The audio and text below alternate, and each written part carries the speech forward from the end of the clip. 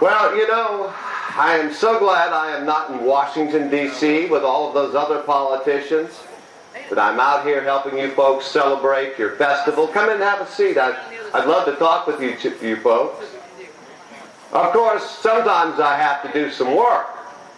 And when I do some work, I'm very lucky that I carry my office with me wherever I go. I bet you know where my office is, young lady. Where's my office? In my hat, that's right. You see, as a traveling lawyer for many years, I developed the habit of keeping court documents and other papers in my hat, and thinking of my hat as my office. Many of my fellow lawyers had much more peculiar habits, I can tell you that. You folks want to come in, have a seat, and listen to Mr. Lincoln for a while, you're welcome to, or you can just walk on and check out other things. So I was telling everyone that this is my office here in my hat. And everything that's really important to me, I keep in here. For example,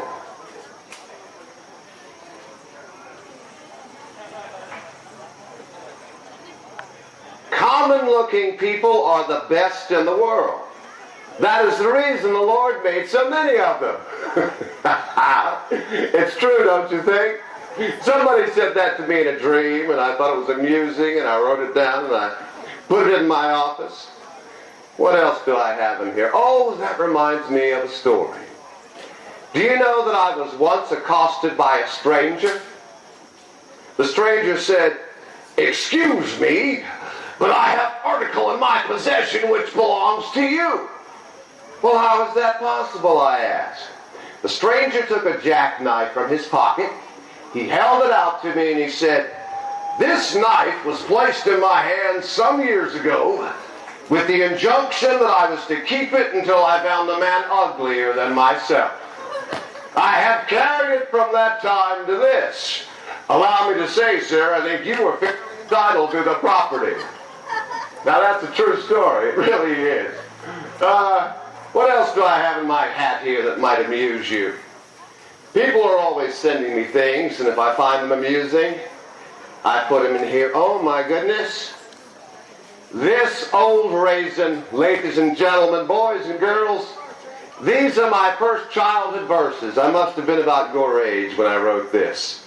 Let's see what kind of poet I was. Abraham Lincoln is my name, and with my pen I wrote the same. I wrote in haste and speed, and left it here for fools to read. I think I was a brat. What do you think? You know, ladies and gentlemen, it is very strange to me that I, a boy brought up in the woods, as it were, and seeing very little of the world, should have drifted into the very center of great events. Well, I've been told that some of you might like to hear about my boyhood and the events that led me to your White House. You know, I don't usually talk much about my childhood, for the reason there's not much to tell. The annals of the poor, you might call my childhood. But perhaps another raisin in here might jog my memory. Let me see. Oh, you know, I call these old scraps of paper in here raisins because of a story. I once knew this little girl out west who sometimes was inclined to eat too much. One day she ate a good many more raisins than she ought to, and she followed them up with a quantity of other goodies. They made her very sick on her stomach, and after being sick for a time, she gasped, looked at her mother and said, "Well, I will be better now, I guess, for I have got down to the raisins." And so have I. My childhood home I see again, and gladden with the view. And still as memories crowd my brain, there's sadness in it too. Oh, memory, thou midway world twixt earth and paradise, where things decayed and loved ones lost in dreamy shadows rise. I was born February 12th, 1809 in Hardin County, Kentucky.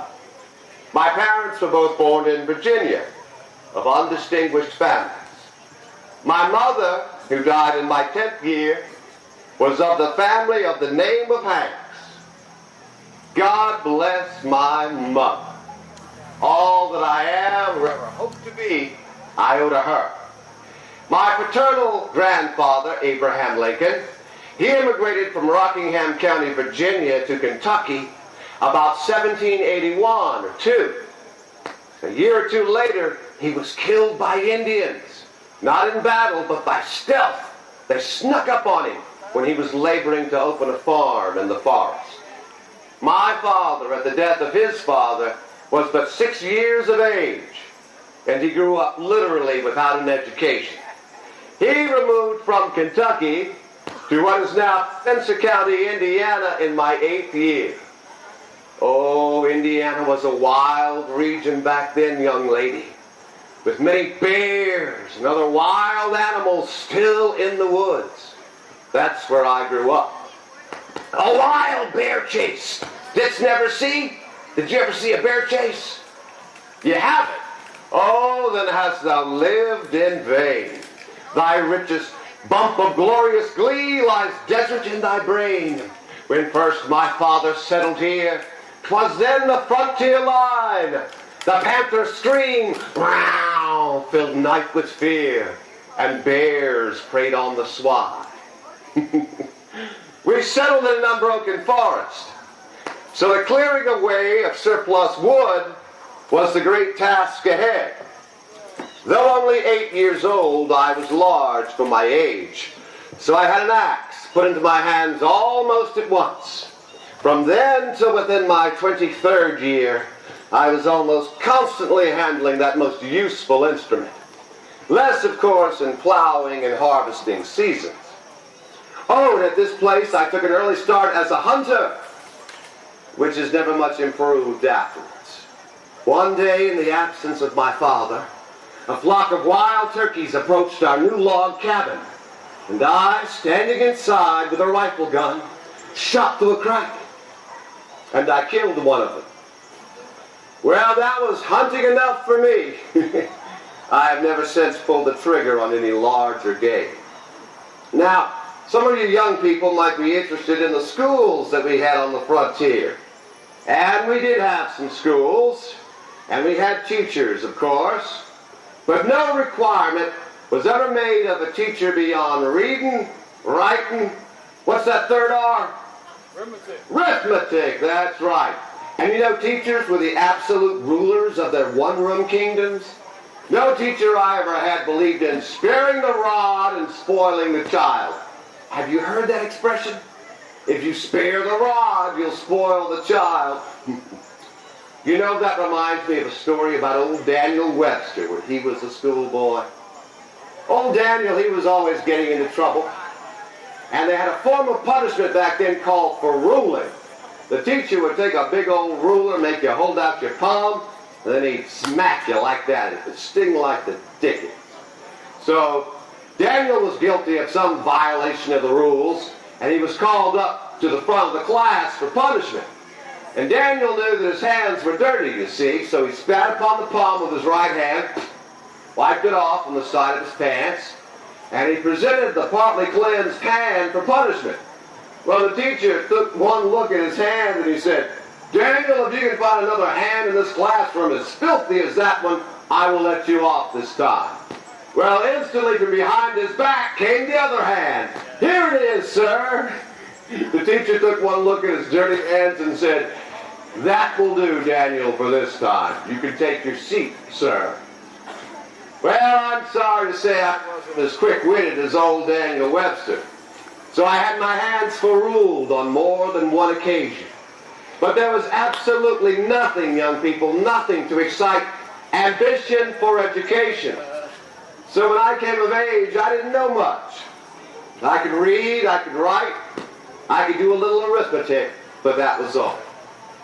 What little advance I now have upon this store of education, I have picked up from time to time under the pressure of necessity.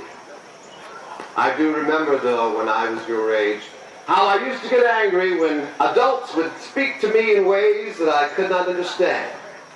I don't think I ever got angry at anything else in my whole life. I couldn't sleep when I was on a hunt after an idea. And I wasn't satisfied until I could repeat that idea in language plain enough for any boy to comprehend. And this was a kind of passion with me. And I am never easy now when I am handling a new thought until I have bounded it north, and bounded it south, and bounded it east, and bounded it west. At 21, I came to Illinois by ox cart. And then I left my father's home forever. And I got myself to the settlement of New Salem, Illinois, where I remained a year as a sort of clerk in a store. And then came the Black Hawk Indian War, and I volunteered for a soldier. And to my amazement, I was elected captain by my fellow volunteer soldiers, a success which gave me more pleasure than any I have had since. And I was quite the war hero during the Black Hawk Indian War. I am very proud of the fact that I survived some bloody struggles with mosquitoes. It must have been this big. And I led some dashing assaults on some wild onion patches. Come on, boys, we're hungry. Let's get some onions. I was in no battle. But I went the whole campaign. I had the time of my life. I even ran for legislature that same year, 1832. I remember I was so nervous. My arms were doing crazy things. I said, every man is said to have his own peculiar ambition. And I can say for one that I have no other as great as that of being esteemed of my fellow men by rendering myself worthy of their esteem. Worthy of their esteem. I wanted to do something with my life that would earn the respect of my fellow citizens. Well, I suppose most of you know that I went on to become the President of the United States. My goodness, what a job that was. And I tried my best to keep the Union together. I'm so glad that our terrible Civil War is over now. But I remember in November 1863, I remember that I put together some remarks for the dedication of the new National Cemetery at Gettysburg. Gettysburg, Pennsylvania, where thousands of Americans from the North and the South were killed. Now, I bet you can help me with these remarks. Will you help me with these remarks? They're right here in my office.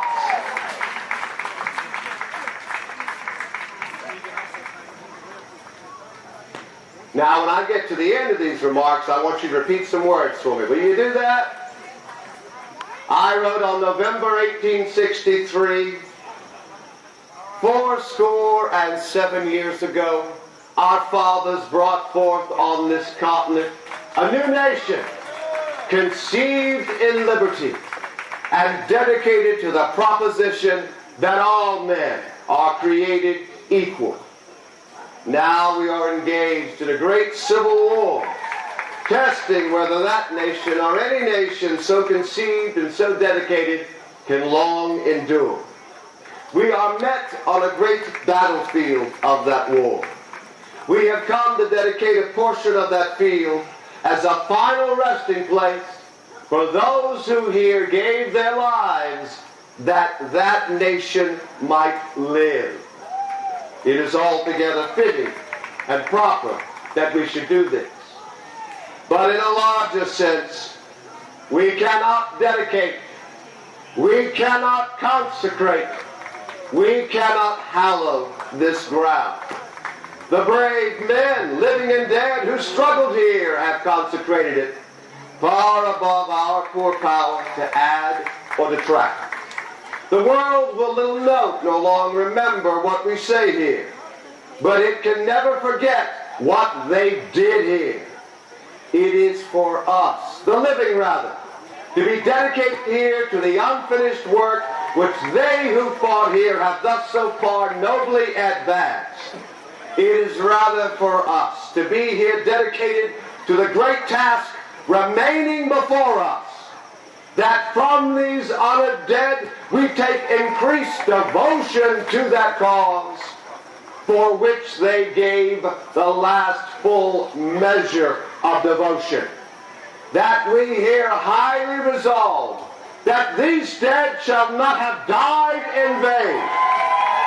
And now if you repeat after me, that this nation under God shall have a new birth of freedom, and that government of the people, by the people, for the people, shall not perish from the earth.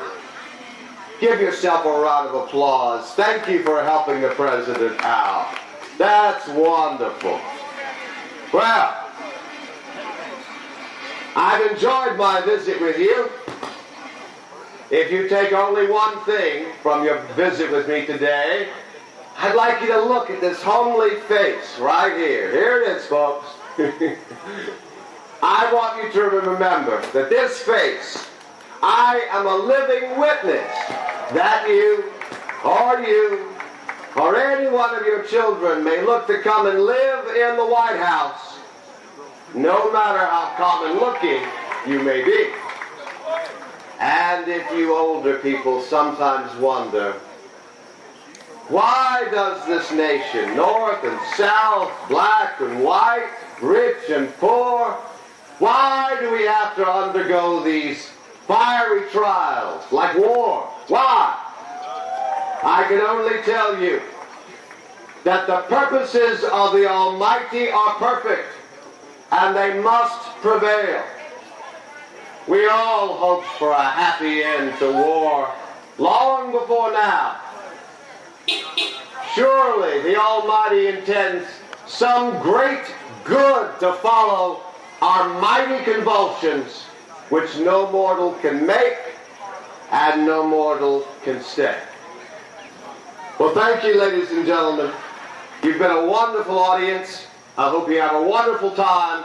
And remember, don't let anyone take away our common ground.